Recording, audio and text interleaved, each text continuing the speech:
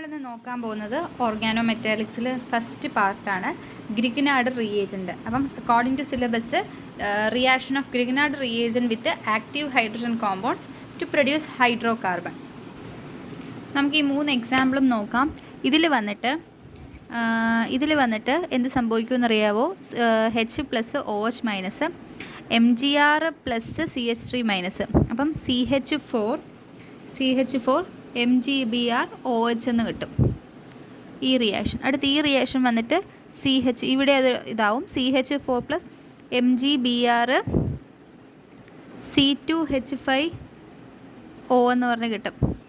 Okay, ഇവിടെ വന്നിട്ട് എന്ത് സംഭവിക്കും? ഇവിടെ ഹൈഡ്രജൻ പോവും. CH4 + MgBr NH2 എന്ന് പറഞ്ഞ് വരും. അപ്പം ഇങ്ങനെയാണ് ആ റിയാക്ഷൻ്റെ കിടപ്പ് ഫ്രാക്ഷൻ. ഓക്കെ, നമുക്കിനി അടുത്ത നമ്മുടെ സിലബസിൽ കിടക്കുന്നത് എന്താണ്?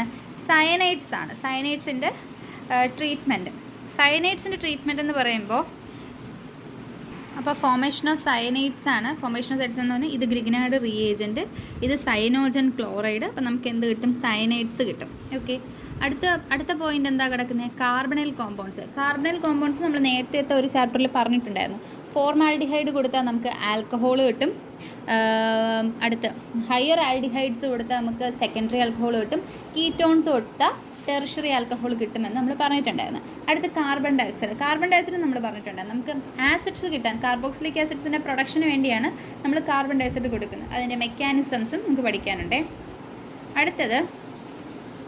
അടുത്ത് വന്നിട്ട് അവിടെയും ഉണ്ട് വേറൊരു പോയിന്റ്, അഡീഷൻ ടു സയനൈഡ്സുമായിട്ടുള്ള അതിൻ്റെ റിയാക്ഷൻ നമുക്ക് പഠിക്കണം.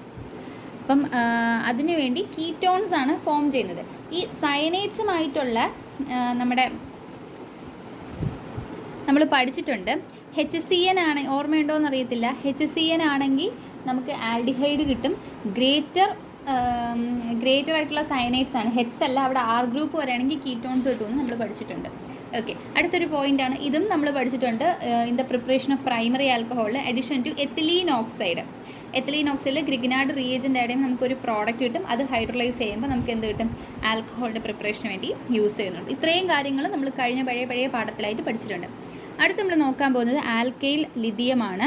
അതിൻ്റെ preparation same reaction with acidic hydrogen, alkyl hydrides, carbonyl compound, സയനൈഡ്സ് and carbon dioxide.